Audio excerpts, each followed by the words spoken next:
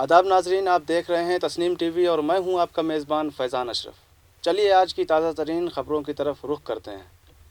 Corona infection पर मरकज़ी हुकूमत की नई तंबीह ने रियासतों को एक बार फिर से चौकन्ना कर दिया है, जिसके नतीजे में अब तक 10 रियासतों ने हुकूमत ने ओमिक्रॉन के मुख्तलिफ़ किस्म के ख़तरात के मद्देनज़र क्रिसमस और नए साल से कबल ही पाबंदियों का ऐलान कर दिया है।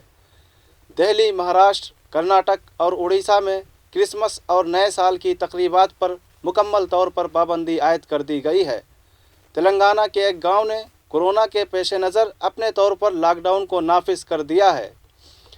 जुमा की सुबह कोटा की एक केमिकल कारखाने में आग लग गई। आग इतनी भयानक थी, उसकी लपटें सड़कों तक आ रही थी और दूर से ही धुएं के बादल नज़र आ रहे थे, जिसके सबब 1 किलोमीटर के दायरे में कारखानों और हॉस्टल्स को खाली कराना पड़ा।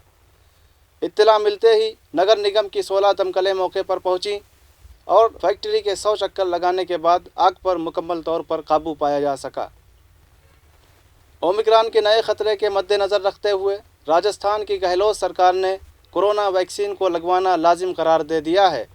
कोरोना के बढ़ते ख़तरात के पेश नज़र गहलोत सरकार ने एक रिव्यू मीटिंग बुलाई, जिसमें उन्होंने कहा कि रियासत में कोरोना वैक्सीन हासिल करना लाजिमी होगा। इसके साथ ही रियासत में रात के कर्फ्यू और मास्क को लेकर मज़ीद सख्ती बरती जाएगी। गहलोत सरकार ने ओहदेदारों को हिदायत दी कि वो उन लोगों पर सख्त कार्रवाई करें जो लोग मास्क नहीं लगाते हैं और रात के कर्फ्यू की पैरवी नहीं करते हैं। आइए जानते हैं मौसम का हाल। राजस्थान में मौसम फिर तब्दील हो सकता है। फ़िलहाल बर्फ़ानी सर्दी से लोगों को राहत रहेगी, लेकिन 26 दिसंबर के बाद रियासत कई शहरों में बारिश होने के इम्कानात नज़र आ रहे हैं, जिसके सबब रात के साथ साथ दिन भी सर्दी पड़ सकती है। आज की खबरों में इतना ही, मिलते हैं फिर, दीजिए इजाज़त।